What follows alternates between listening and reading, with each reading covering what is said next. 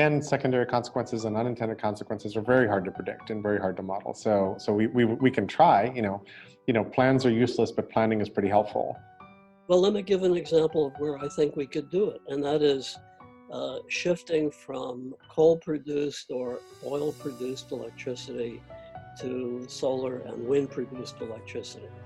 People think that if you get the price down to being equal to what happens with coal and gas, the problem is kind of solved.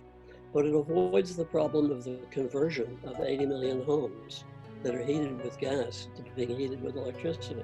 We could model that pretty easily, but it isn't being done. People stay with the idea. I'm getting funny.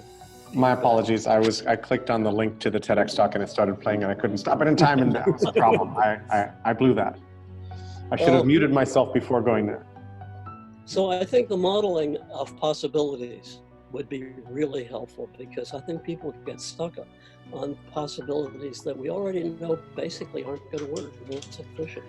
So I'm deeply interested in this modeling thing in general, and mapping and mind mapping, obviously, because we're inside Jerry's brain.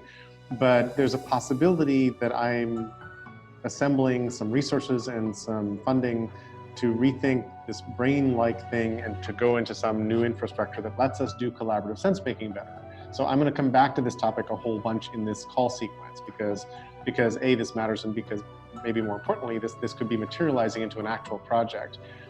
And part of my goal in that, my own current goal, as best I understand it, is to facilitate lots of different people with lots of different tools approaching these problems and sharing what they learn and how they learn it. Meaning, this has to be an environment of kind of open, shared, distributed data and various analytic tools that allow us to come in and create narratives and explanations for what's going on and what to do.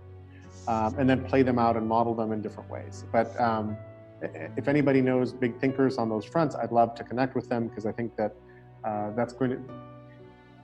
Jerry, I think we need simpler models. Good. Not more complex models. I think we need simpler models that are absolutely undeniable by almost everyone.